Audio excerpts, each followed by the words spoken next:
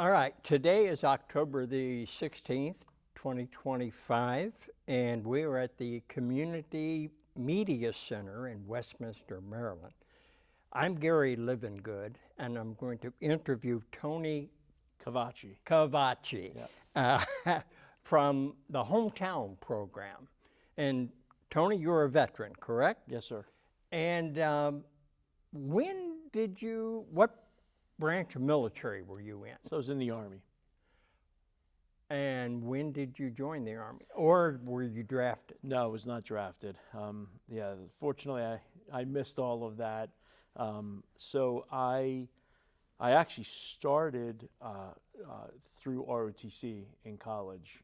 So I went through ROTC at Frostburg State University, and I graduated in 1987 and was also commissioned at the end of that time period. So I was commissioned, gosh, this is crazy, but I was either commissioned right at the end of 87 or right at the very beginning of 88. And I don't exactly remember what day the commissioning was. It was within a few days, one way or the other. So that's when I went on active duty. And where was your first duty station as a second lieutenant, I assume? So you go to officer's basic course. Now, I had gone through some schools prior to that while I was a cadet in college. You go to advanced course, which is a little bit like a basic training scenario, but they're also assessing you at that point to determine, kind of where you're going to fit. What branch is going to be a good fit for you, and whether you can get active duty or not. So at the time, it was very challenging to get active duty as a commissioned officer. So only about 10% of the ROTC cadets that graduated from college back then could get an active duty commission. The rest of them had to go into the Guard and Reserve. So it was very competitive. All West Pointers get active duty, and then about 10% of ROTC cadets get active duty. So I was fortunate enough to earn an active duty slot, which I was very excited about. So then after I got my commission, I went to Fort McClellan, Alabama, and I did my officer's basic course there. I was a military policeman. So I went through military police OBC, and that was about a 6-month school, something like that. And then from there, I went to Fort Bliss in El Paso, Texas. Did you have any service overseas? I did. I deployed a couple of times to Central America. I was in a unit. It was called a STRAF RDF MP company, Strategically Aligned Rapid Deployment Force.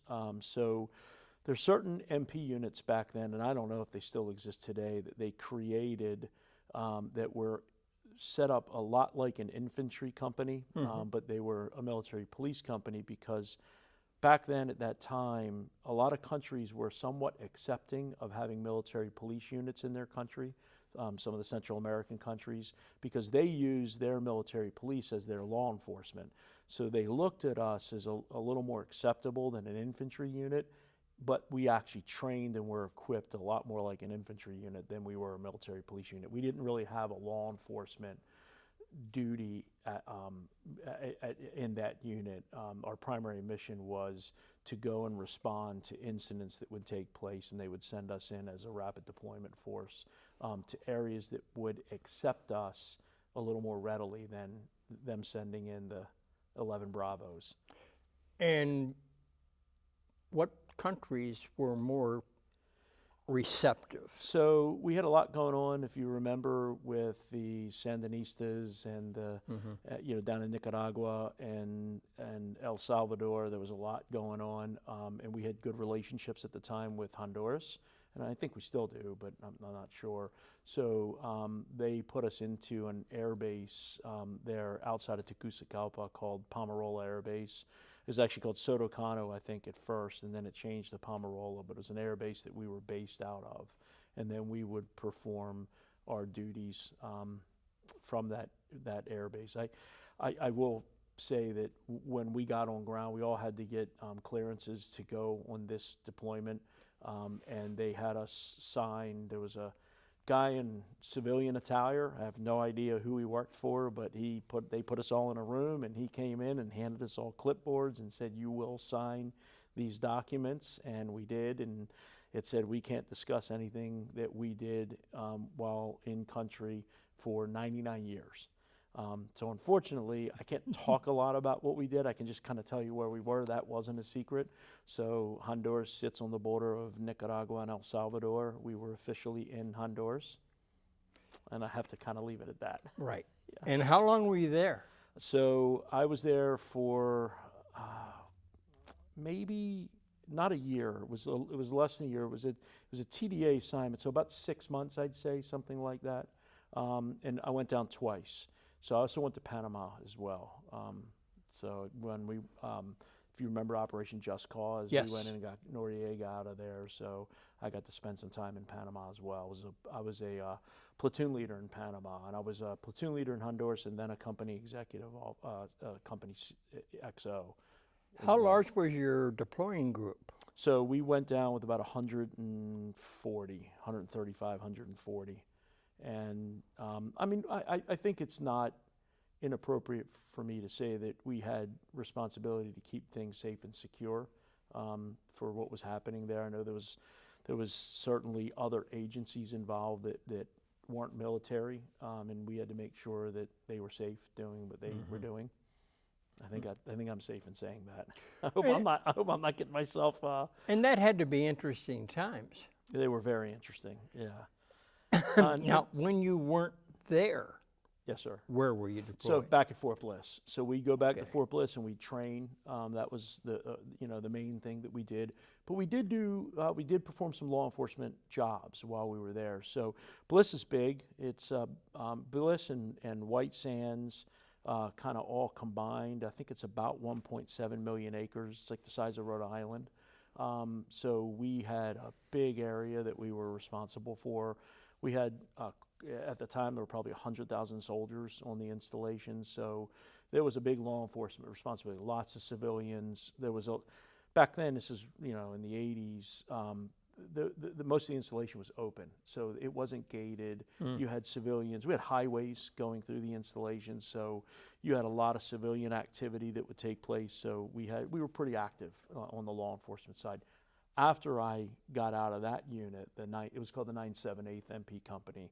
After I got out of the Straff RDF unit, I transitioned over into a law enforcement only unit that was non-deployable.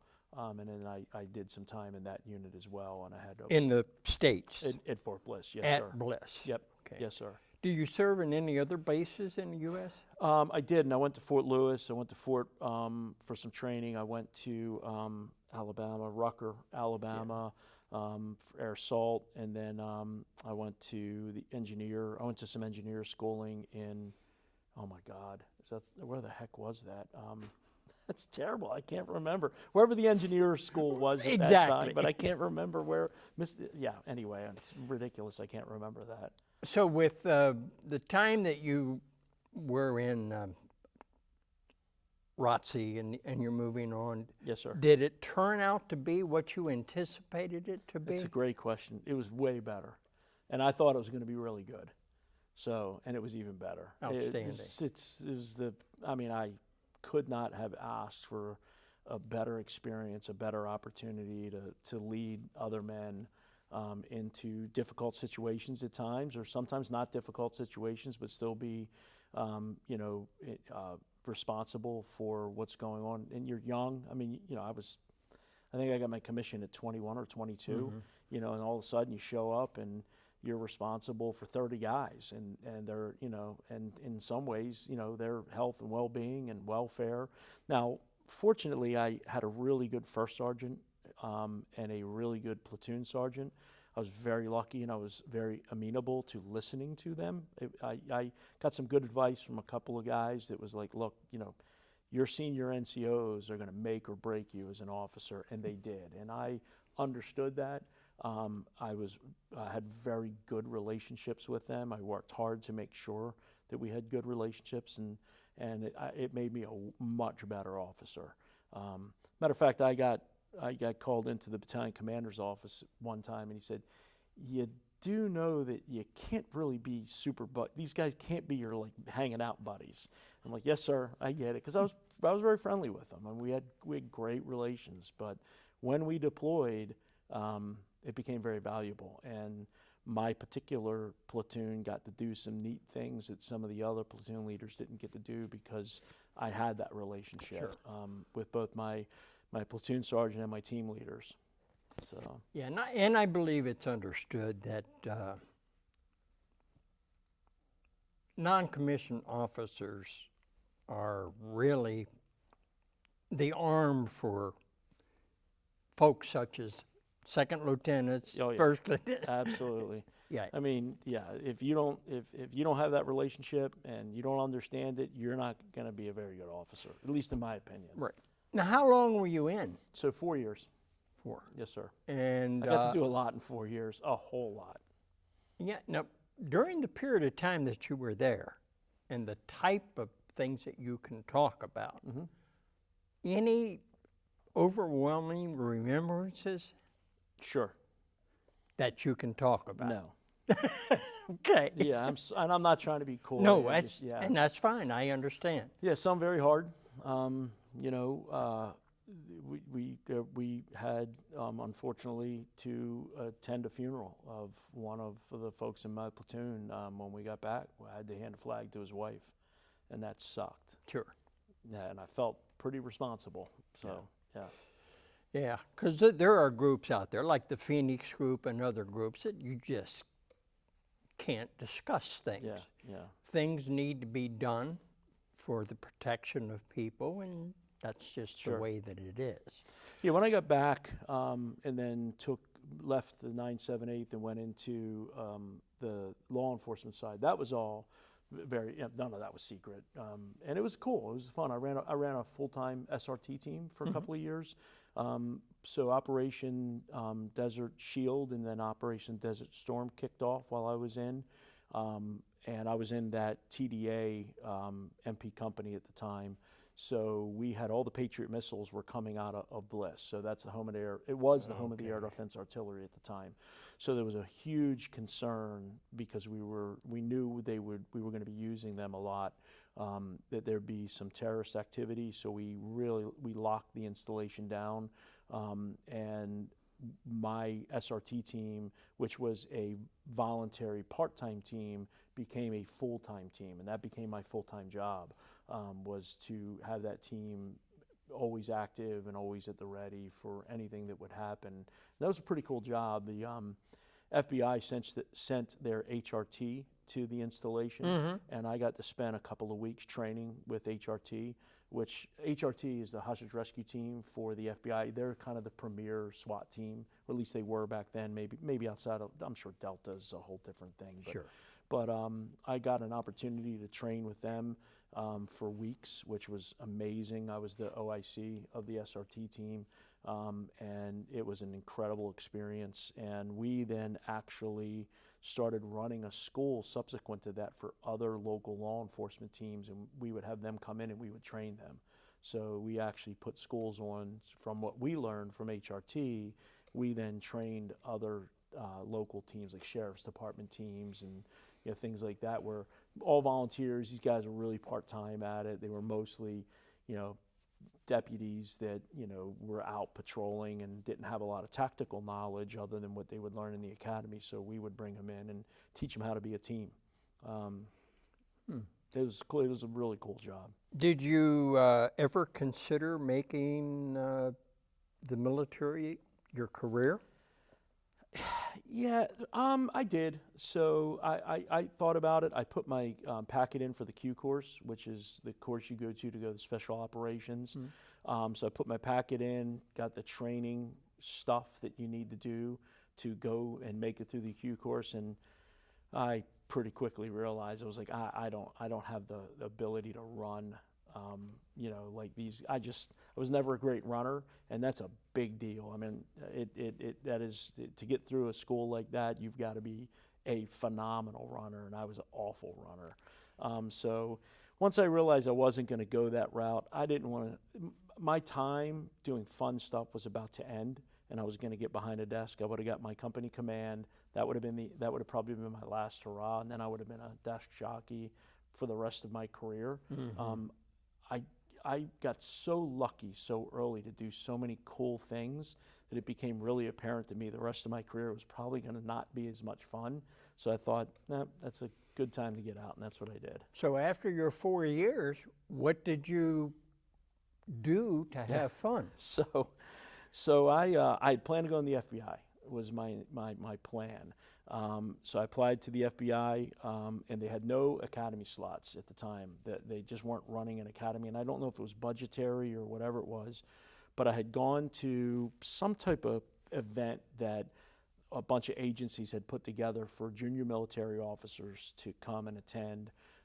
And I went, and I actually had a Secret Service Academy slot offered to me, as well as a DEA Academy slot.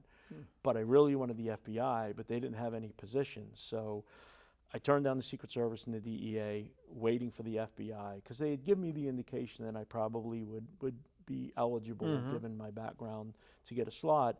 But unfortunately, it took almost a year before I ended up getting it, and I had started a civilian job at that point. My wife had gotten pregnant, we had had a kid, and we had started our life together outside of the military, and then I got a call from the FBI, actually the SAC of the local Baltimore office, Lane Betts actually, and he called me and he said, "Hey Tony, I've great news, I got a slot for you." And I'm like, "Lane, I'm not going to take it. I'm settled. I'm a civilian now. I'm out." So that was it. And what were you doing as a civilian? Yeah, so I went. It's what I do now. I'm 35 years later. I'm in the printing, direct mail,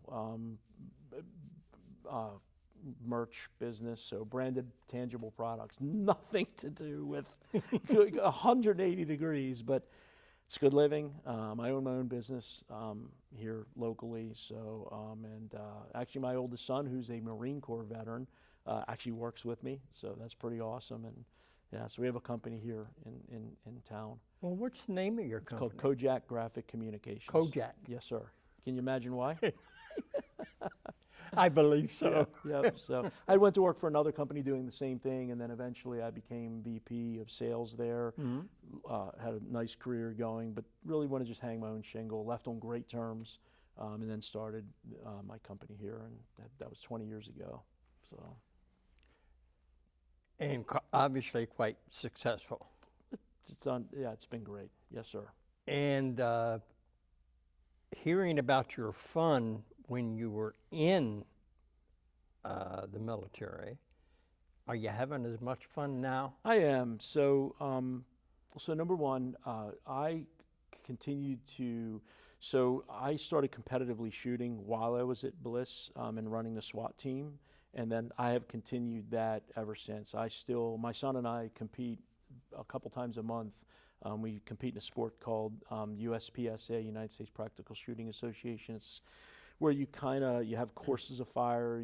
It's a scenario-based timed event where you will run through with your firearm and you'll shoot targets that are stationary or maybe moving through windows or doors or just out in the open. And it's kind of a bit of a you kind of sprint through it, and you're shooting as fast as you can and score in time. So it's a lot of fun, and it's pretty exciting. This is live fire? Oh, yes, sir. Yeah, absolutely.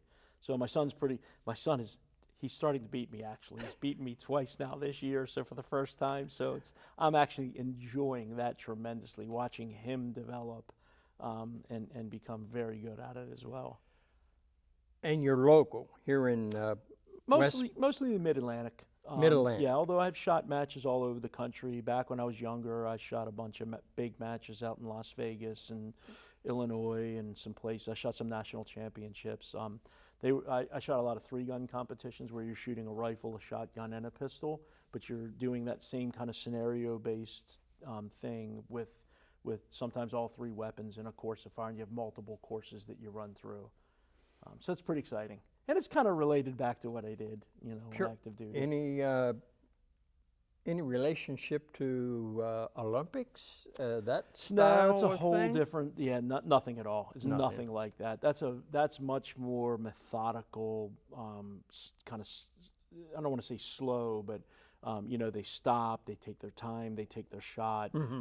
Or the guys who do the standing target stuff. It's nothing like that. This is very fast. Speed is tremendously important. You're engaging targets at a very rapid pace as you're moving through the course. It's very action oriented. You're not trying to pretend like you're in a live situation. It's a game, but it's almost like playing a video game, but for real, if that makes sense. Yes. Yeah. So other than you own the company, et Yes, cetera, sir. what else are you involved in? So I'm a city councilman in the city of Westminster. I'm actually the president of the city council. I'm in my 5th term, so I think I'm at 17 years on council. So I ran. So my father was a city councilman for 2 terms. He was the president of the council for his 2nd term, and I actually ran for his seat in 2009. Won it, and I've had it since then. One of my main responsibilities is I'm the chairman of the Public Safety Committee, which has responsibility for our police department. So we have a full-service police department here in Westminster, and I chair the committee that oversees that. So it comes around full Yes, sir. circle. It sure does. And I have that role partially because of my background, just like my father, who Sure. had the role before me, was a retired captain with the Maryland State Police. So. And your family, you have a son. I have 5 children. 5. Yes, sir. 3 girls, 2 boys, a couple grandkids. 3 of the 5 live right here in Westminster, and 1 lives in Baltimore and 1 lives in Atlanta. My middle daughter lives in Atlanta, works for the Boys and Girls Club. Youngest daughter works for a company down in Baltimore, does very well. She's not a headhunter, but she helps companies that need folks placed within their organization. And then my oldest son, as I had mentioned, works with me. And my oldest daughter is a college professor at Carroll Community College. She's an English professor. And then my youngest son, Luca, who's actually adopted from Central America. So we had 4 biological children. And when we were discussing having a 5th, my wife and so back then there was no internet or cell phones or any of that. So the only way her and I could communicate, we were married. The only way we could communicate was write letters to each other. So I would write her letters about the things I would see and the things we would do as much as I could without going into detail about the mission, but just about the people and some of that. And there's a lot of really poor people in that part of the world. I mean, really poor. Yes. Like back then, there were kids that didn't have clothes, and we'd come upon them.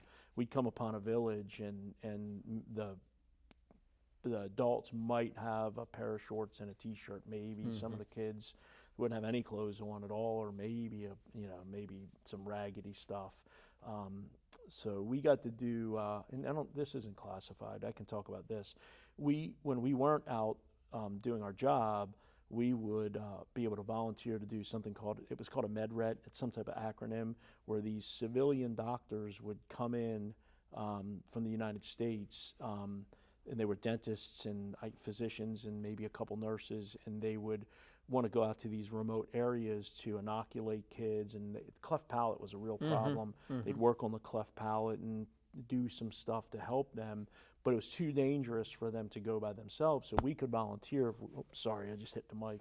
We could volunteer if we were not on a mission to go out with them. So we'd jump in a Black Hawk.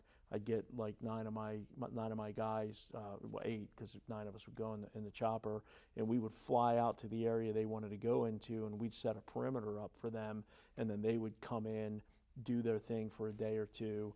We'd keep them safe, and then they would head back out. And I would write to my wife about that, because that was not classified. I could talk about that. So when it came time to have a 5th kid, we thought, well, gosh, remember we talked about all those kids down there in that part of the world? So we went and got one. We adopted a 2.5-year-old little boy out of, actually came from Guatemala, because we couldn't get one out of Honduras at the time. But we did a lot of research, and we found that boys over the age of 2 out of Central America would not get adopted. There was just no, people just wouldn't take them. So they would take girls a little older. Infants could get adopted, but once a boy hit 2, they were for lack of a better term, not very marketable. I know that sounds terrible, but that was just kind of how it was. So we thought, perfect, that's what we want then. We want to get a kid that isn't going to be adopted otherwise. So we went down and got Luca, and it's been awesome. He's 22 years old now, so yeah. And what's he doing? He's a preschool teacher. Yeah, Okay. so at a like a private preschool. So yeah. Well, in your current position, what's your vision for? I mean, your city council, Yes, sir. etc. Yeah. What's your vision for Westminster?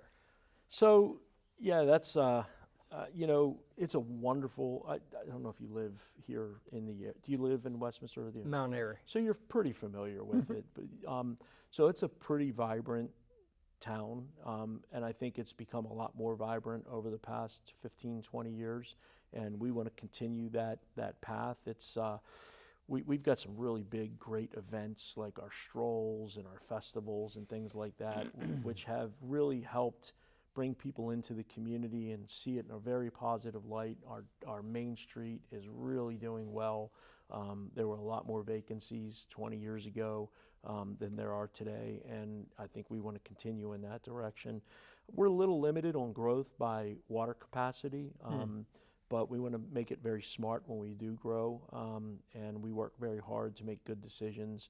I'm a pretty staunch fiscal conservative, so I try very hard to watch every buck that we spend. It's almost sounding like a political thing, but we try to spend it really wisely, Right. to make the community a really great place to live. And I think we've done a good job of that, and we want to continue doing that. And most importantly, back to the tie-in, it's a really safe place. Our police department, our officers do an amazing job of making sure this is a very safe place to live. We have great relationships with the sheriff and his department. We have good relationships with the state police, and we foster those relationships to make sure that we have a good, safe place. We have very little serious Part 1 crime. For a community of our size, it's very low. Almost all the Part 1 crime, which is the kind of more serious crime, almost all that we have is theft, and it's mostly shoplifting from the big box stores and things like that. So the real crimes are pretty far and few between, and we want to keep it that way. Well, I suspect part of it is because of people like you that results in the safeness that we're talking about. Well, I don't know about that, but certainly we have a lot of good people who do a really good job in our department. Our staff, our city staff does a good job. I just make sure they're supported. And our job is to make sure when they get in that police car, there's gasoline in it, and there's ammo in their weapons, and that they have the right vests on and everything that they need to do the job, and most importantly, the right training. Even when it comes to community policing, we work hard to make sure that they understand how to deal with a person who's in mental, that has is in distress, maybe because they can't understand necessarily how to respond to a command properly. So they're trained on how to deal with somebody like that, somebody who's in crisis from drug addiction, as opposed to just going in and hammering them and locking them up. It's getting them the right resources. So it's community policing. It's not just about locking people up and throwing them in jail. Is there anything else that I'm missing that we need to talk about? I got a heck of a great wife who has stuck with me through all this. She's amazing. We met in high school, so Westminster High School, literally about 200 meters from here. So we went to school together. We're high school sweethearts, and we're 37 years into marriage at this point. We've been together about 45 years, I think, something like that. So yeah, very lucky there. Great kids, great grandkids, an incredible wife, good friends, awesome community. Outstanding. And Well, the it's Community Media Center does a very nice job too. I got to give them a bit of a plug. We're very lucky to have them in our community. Good. Seriously, they do a very good service here for us, and it's important to have them. Well, it certainly has been a pleasure speaking with you, and I wish you nothing but the best of Thank you, sir. in the future. Ditto. Thanks.